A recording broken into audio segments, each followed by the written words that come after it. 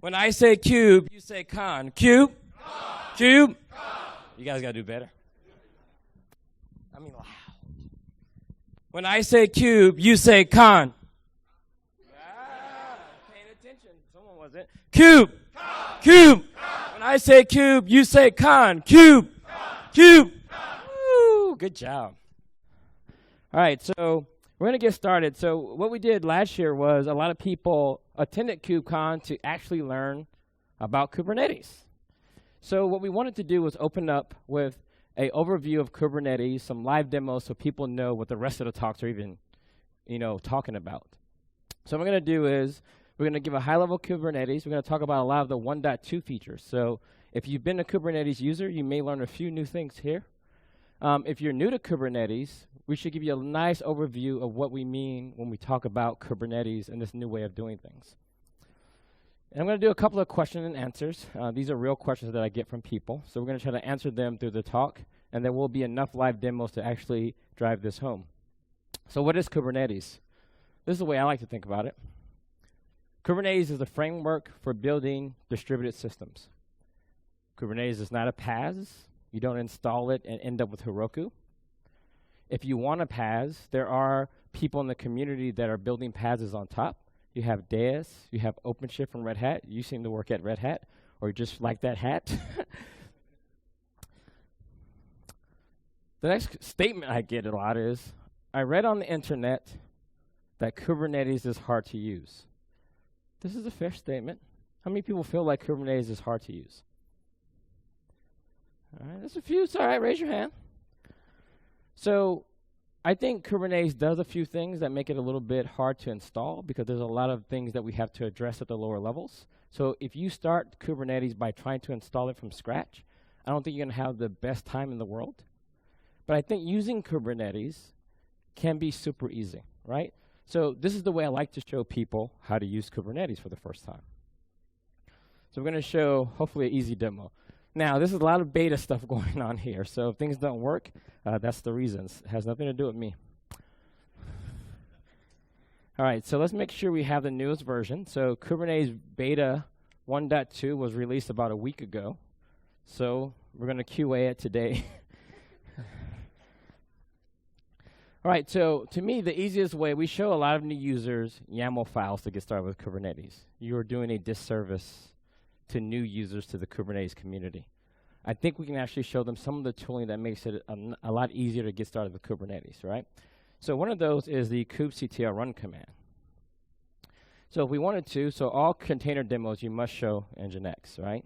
So that's just like the standard thing you do. So we're going to use the Nginx image, 1.9.12. Make sure you use like version numbers with your images. Latest is not a version. Right, that's a mistake. You're going to get caught in production. So we're going to run this image, and what should happen is we should get the happy path of the kubectl run command creating what we call a deployment. So last year, this would create a replication controller. We now have a higher level of abstraction called a deployment, and we'll see what that looks like later. So when we run this command, not only do we get a container, but we get a pod, and we'll talk about what that means later. So if we were to look at this, we see that we have Nginx running. The next step is, how do we get access to that particular container now that it's running in our cluster, right? Now, you can do all kind of tricks with proxies, write more YAML to create a service, but we also have the kubectl expose command. So if you want to show people how to do this, you can say kubectl expose the deployment Nginx, and then we can give it a port, and we're also going to say, we want the type to be node port. What's that? Do you need that? Do you think you need the eagle sign out the port? No, you don't. So here we're going to expose that deployment to the outside world. So what does that mean? We're going to create a service that automatically figures out where that container is running and what port to talk to by specifying that on the command line. So if we list our services now, we'll see that we have this cluster IP that can reach n number of those Nginx IPs, or pods running behind the scenes, and we can describe it to figure out what high port was allocated to us. All right, so we grab this high port, and what I can do is pop over to my web browser and pop it in, and there you go. There's Nginx, right? So Kubernetes could be simple to use by using the high-level commands to abstract the YAML, right? So you don't have to deal with the Kubernetes API day one. There's an easy on-ramp. So when you're showing people Kubernetes out of the box, I think the best way to do that is by using kubectl and the high-level commands, or we'll see later on today, the web UI that mimics a lot of those things, okay?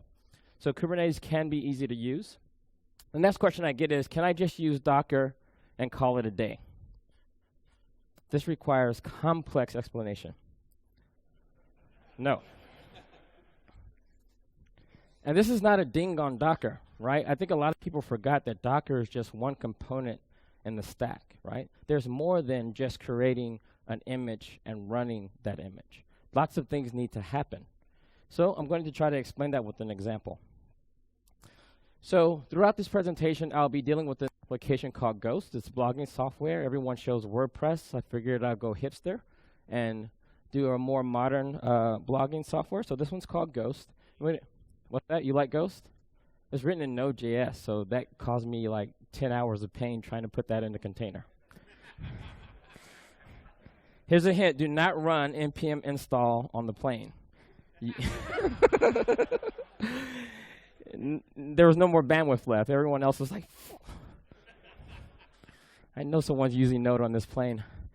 All right. So Node, this Ghost app basically has these 3 layers, right? And most people look at this and say, oh, that's simple. There's 3 containers there. You have Nginx, Ghost, and MySQL, right? It requires a database backend. But here's where things get confusing for people. Now, when we look at this, that application actually has a hard dependency on Nginx. It isn't optional, right? Reading their README, it requires Nginx to proxy to the underlying NPM server, right? And there's many reasons to do that. Maybe you want to do SSL termination there, maybe complex rules for HTTP serving, but ideally these are hard dependencies. So what does it look like when you get started with Docker alone? The reason why we have them coupled is so we can scale them independently, right? We don't want to put all of these in the same container because then we can't scale them independently. So with these 2 tight dependencies, we can scale them this way. So here's what it looks like if you're doing this alone with Docker, just pointing at various hosts. You can say Docker run MySQL, Docker run Nginx, and Docker run Ghost. So what's the first problem here? They don't know anything about each other. And the whole startup economy was built around this, right? Container networking. Have you heard of it? Hundreds of them got funded. 3 of them remain. So people thought they can fix it, right? Just tell that container about this other container. Demos were beautiful. You tuck that to production, you run into a problem. What happens when there's multiple Nginxes? Which one should be paired with which, right? Then what happens when you do this? Nginx, Nginx, more Nginx. Now you're out of capacity. Where are you going to put the Ghost application? Don't know. So this causes a problem, right? So this is where you need some orchestration, right? Some people try to be clever with this. They try to fix this problem. You guys heard of those? You guys know what those are? Those are init scripts for hipsters. If you haven't seen a Docker entry point, brace yourself and look at one.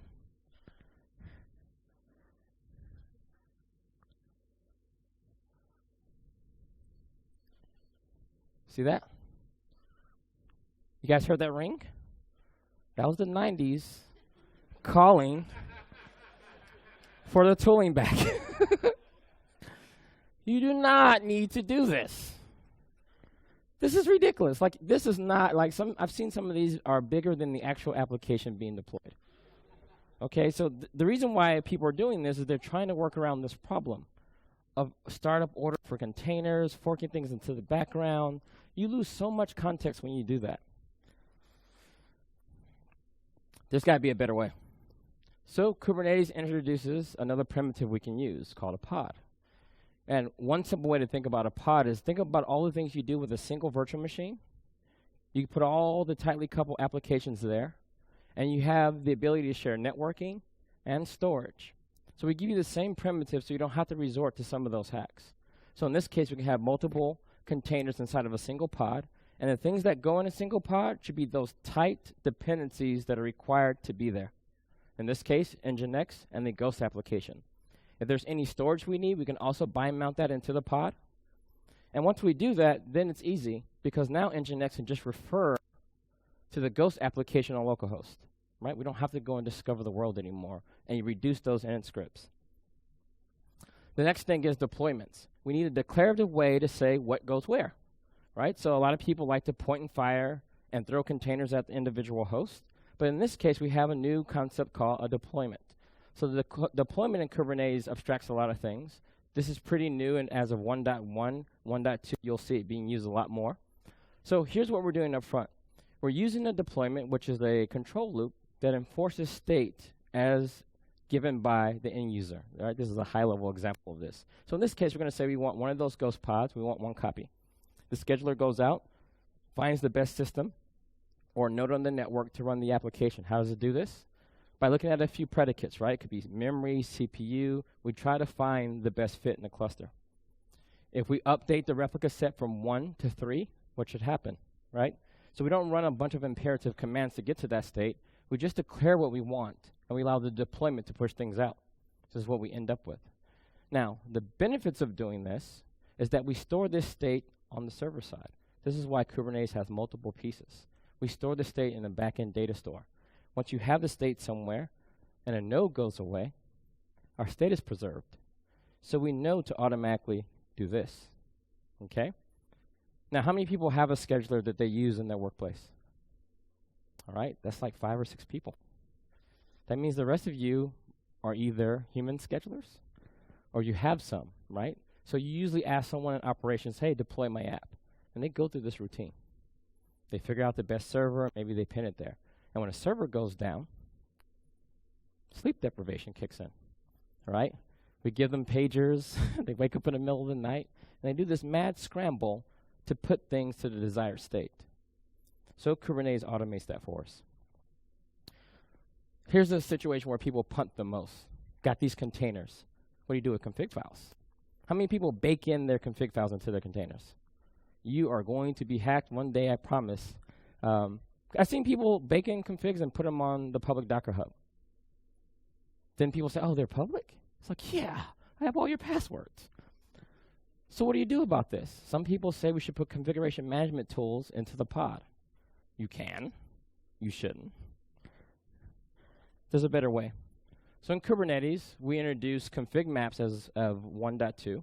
So we already had secrets. And config maps are basically just like secrets, but they come with probably looser restrictions on what should be backing them, right? They could be things that are not sensitive data, but they also give you some other primitives, like being able to use the config maps as environment variables, and also being able to tell the downward pod that your configuration has changed, and maybe you should restart yourself, all right?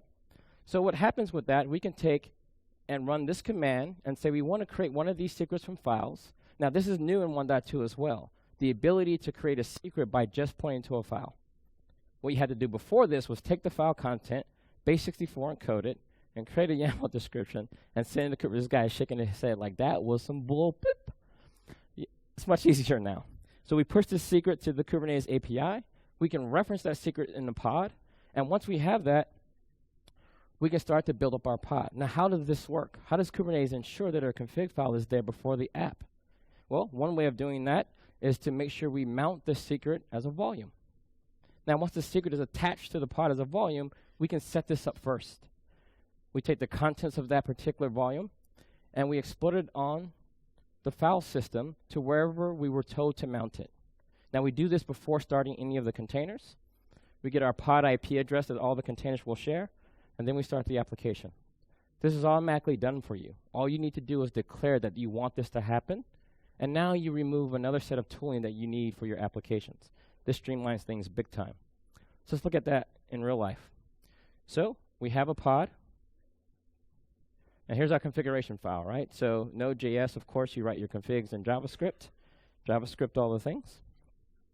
So what we're going to do now is kubectl, we're going to create a secret, a generic one, And we're going to name it ghost test from file. And then the name of the file will be, we'll give it this. Okay? So this creates the secret from that configuration file. So kubectl describe secret ghost test. And we see our secret that's in place there. Okay? Now all the contents are there. Now in order to reference that, we take a pod. And the thing I want you to pay attention to is this section down here. So notice, here we're referencing the secret as a volume, giving it the secret name, and exposing it to the container. Once we expose it to the container, we tell it where we want to mount the contents of that secret. And in this case, the contents of that secret will be here. So we just tell our application where to find it. Right? So we just do it declaratively. So kubectl, we use the create command to create these things.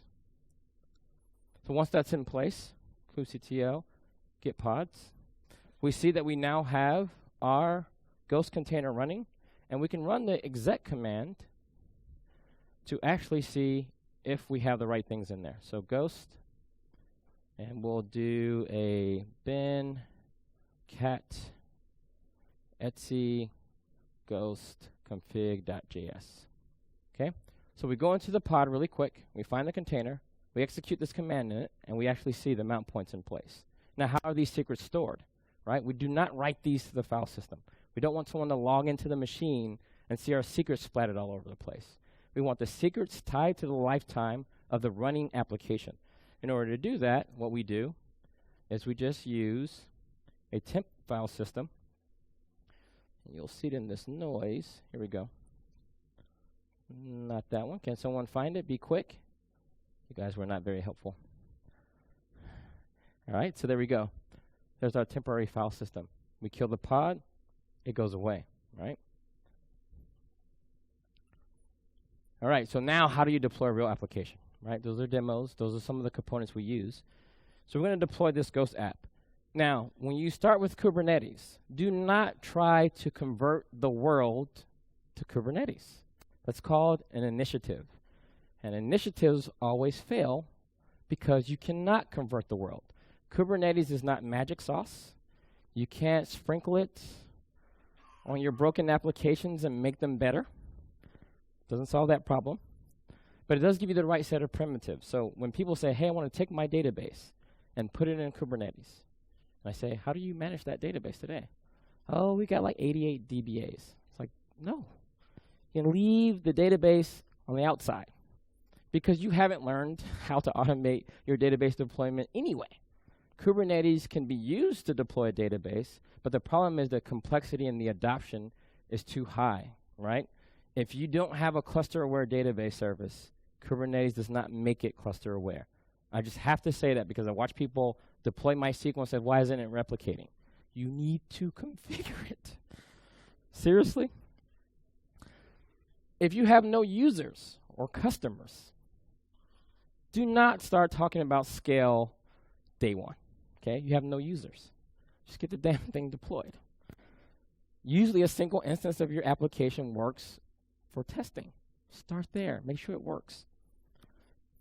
Connect to the actual database. You have to do that. You create a service when you're ready to expose it to the world. And a new thing in 1.2 is we have this concept of ingress. Now, ingress is nice because it integrates with upstream cloud providers, so we can automatically configure load balancers. And the nice thing about ingress, we can also manage TLS for the first time. Now, this is one of those undocumented 1.2 beta features. Chatting with the engineer that worked on this primarily, his last words to me was, there's a less than 10% chance that it won't work or will work, and it's my fault, let me know. So we'll see. And I say you should start there, right? So let's look at what it takes to do that. Now, we won't dive deep into all of these things, but we'll go through the flow. So we want this system to be secure, so we need some certs. So let's look at the certs that we need for this particular application. So here we have a key and a CA cert, the private key, and this is for our web server, and I also have this database certificate that I'll use to connect to my hosted database. So what we're going to do now is kubectl, we want to create, what are we going to create for this? Someone just say it out loud.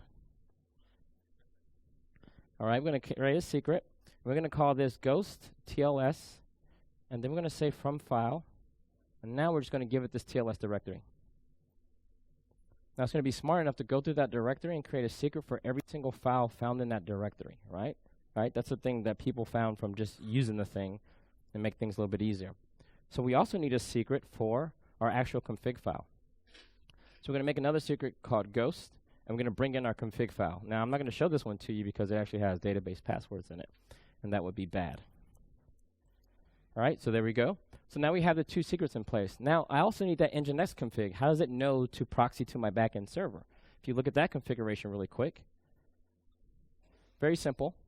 Take traffic on port 80 and proxy it to localhost, right? But we have to have a way to push that config to Nginx at runtime. So again, we'll use this time a config map. We don't have any secret data in there.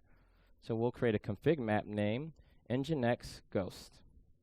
And then here what we'll do is from file,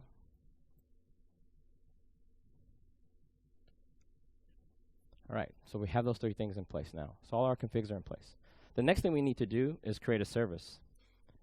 kubectl services ghost. Now I have to expose the node port here because this will be used for health checks by our edge load balancer in GCE. And we're going to assign port 3200 to that. And this will automatically find all the pods created with the label set called app equals ghost. So we'll do that really quick. kubectl create -f services ghost. All right, so this is warning me that, look, dude, you're using a port, going to have port collisions if another app tries to bind to that port on one of your servers. Kubernetes manages this port assignment for us. Here, I chose one so that it's easy to configure my health checks later on. The next thing we need is that ingress piece that we showed earlier. So ingress is really simple. I'm using it in a simple way. I want this thing to create a load balancer for me. I'm using the GCE backend. And here, I want it to use the SSL certs from this particular secret. And if I name my secrets the right way, it will automatically find the secrets by name, pull those certs, and push them to my load balancer automatically for me. Now, the nice thing about ingress is that you can have any implementation you want. There's one for Nginx already. There's one for HA proxy. So the idea here is that you're not necessarily stuck with the cloud provider gives you. So let's create one of those really quick. All right. So once that's in place, kubectl describe ingress ghost. Actually, you can just do this. So here, we don't have any backends yet because we haven't deployed any applications. It's constructing all the objects behind the scene needing to do this. So we need some forwarding rules, we need a load balancer, and we need to upload our certificates. It's doing all of this in the background. So while that's happening, let's go ahead and look at our application. So in Kubernetes 1.2, the new thing is deployments. Replication controllers got renamed to Replica Set. So this is so we can have some consistency across naming. So there'll be pet set, daemon set, job sets, I believe, and we have replica sets. So the goal with this is with deployments is where we group a bunch of things. Now we're going to talk about how to deploy an application properly in Kubernetes. This is some of the best practices that you should be doing if you want things like rolling updates to actually work well. So the first thing we're going to do is specify the number of replicas. Now this deployment can be used to scale things in and out. Now some people use the kubectl scale command line tool. I don't like that method because it's doing things imperatively in my mind. There's no state stored anywhere. A lot of people like to do these in files so they can check them in and have a record of that and apply. So in kubectl or in Kubernetes later versions, there's an apply command. You can update these configs in place and just run apply and update the state in the cluster. So here we go. We're going to create this particular set of pods using these labels. The main one that's important is app equals host, so it can be picked up by our load balancer. Nginx. Now here's some things that we need to do. The thing fronting our traffic should handle graceful shutdowns. You can do this in Nginx. So what we do is we specify this lifecycle hook that on shutdown, we want that command to actually execute. Nginx will do the right thing and try to handle all the remaining traffic and shut down cleanly. Then we have liveliness probes and readiness probes. Now, they're pretty much the same thing. The key here is that the readiness probe will signal to the upstream service that it's safe to add our particular pod. How many of you have seen or care about speed of container starting? All right. So you want those containers to go fast. You got that web app you like, run, and it's up fast. But unless you're serving 404s or 500 errors as a service, it doesn't make that sense to start containers that fast. You're just going to come up to do nothing. It needs to actually be ready, right? So here we need to make sure we actually probe the application to say that it's ready, and then we add it to the load balancer. This is key here, right? Do not just go around without these. This is the best practice here. And then we're going to actually mount our secrets, configuration files in place, right? So let's create this deployment. And then we're about to wrap up with our rolling update. So create -f deployment. All right, so now we have this deployment in place. So what's happening now, the deployment will manage the replica sets for us. Whenever we do updates, it's the deployment's job to manage that. Whenever we want to do a rolling update, it's the deployment's job to manage that. So while that's spinning up, should be done fairly quickly, let's look at all the networking components that have to be created here. So here's our load balancer setup. All right, so we'll click on this, and we'll start to see that we have our health checks in place. Looks like things spun up pretty fast because now it's reporting that all my instances are actually healthy. Everything's being proxied to these backends. You'll notice that my certificates have been put in place. So here's my self-signed certificate for starexample.com. All my forwarding rules are in place. So if this works, I should be able to hit, I don't even know what IP address this thing has. Let's find out. So kubectl, describe, deployments. And what is this thing saying? Oh, we don't care about deployments. We care about ingress. All right, let's see. So we have this IP address. Let's check our Etsy host really quick. This is the poor man's DNS. Good, looks like it matches. So if this works, how many people think this is going to work? There's no confidence. This is the failure mode. 100%. Ooh, I'm doing a little dance. In my head, at least. Yes, it works. Thank you, demo gods. Okay, so now we're going through our load balancer. It's serving up our certificate. Let's make sure this thing is valid. There's a green lock. It took me a lot of work to get this lock to be green. And it's green, and I'm happy about this. The next thing we want to do is look at the admin portal so we can see what version we have running. Okay? So, not my profile. About Ghost. This is a beautiful thing. Did you see that? That's called good design. You zoom. I love it. All right. So we're running version 077 of our Ghost application. You started small. It's deployed. Everything works. Now let's move on. And as we wrap up, let's talk about other things you're going to have to do. Now you're ready to scale. Your parents are hitting this thing now, right? So what you need to do, remember, it's not about just speed. When you scale these things, you want to store the state somewhere so we know how many you want and keep it that way. You need to actually connect to the database, right? Don't add yourself to the load balancer before you're ready. Then we add you to the service. That's the flow, right? What does it take to do that in Kubernetes? Now, this is the benefit of having these files. So deployments. So we look at this, and now we're going to bump this to 5. Right? We're changing the state. When we talk about workflows, if you're using something like Git, you can check this out, update the state, push it back, and have automated tools that just run apply over those files. All right, so let's save this. So kubectl apply -f deployments ghost.yaml. All right.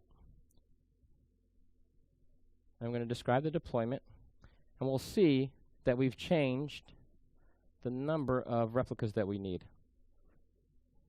We did, right? I saw 5 somewhere. Oh, there we go. So it's scaling it to 5. All right, kubectl, get pods. All right, there's our 5. It's going through all of its health checks and then being added. That's all you have to do in Kubernetes. Everything is declarative.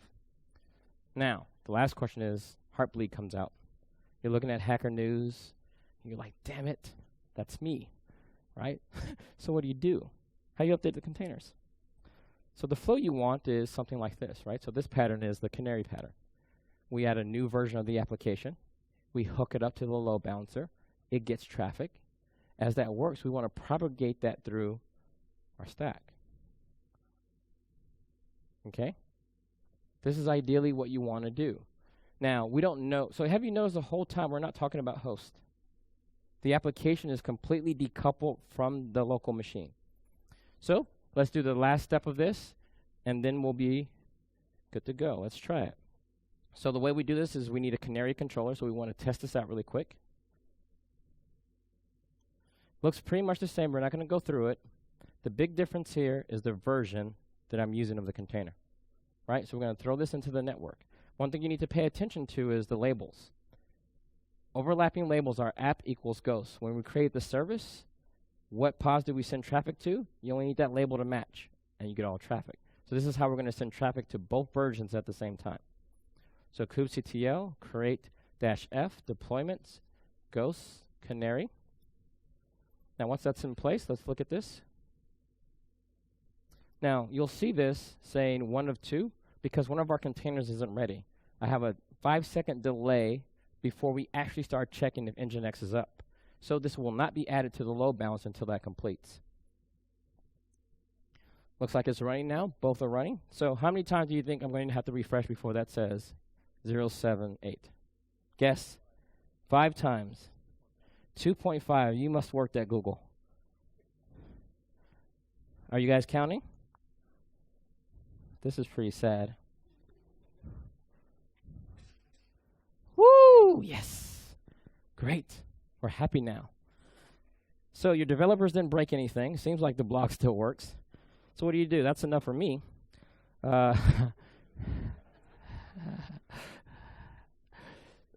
Yeah, it worked in test. So what do? You blindly update everything else, right? Because you're on the way to coffee time.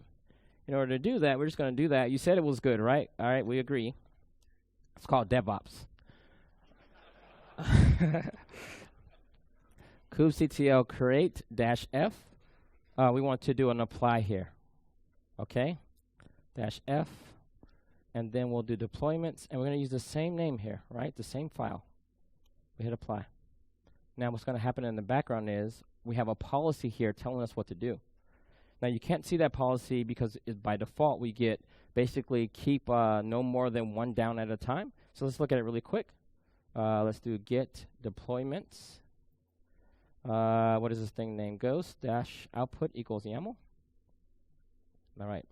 So we actually have our rolling update policy towards the top. Here we go. Here's our strategy. Right. We can have more. We can have at least 1 plus. So we want 5. We can have up to 6 on at one time, and we can go down to at least 1 unavailable. So this thing will slowly roll things out for us automatically here. The nice thing about this is, before this all happened client side, kubectl rolling update, you close your laptop halfway, that's it.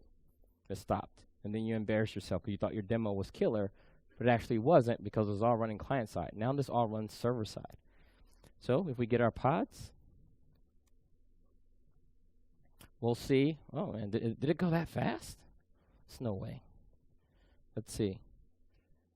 Do we get 078 each time? Oh, man, I'm happy. That's killer. That's it. The rolling update is complete. And with that, I'd like to end the presentation. Thank you.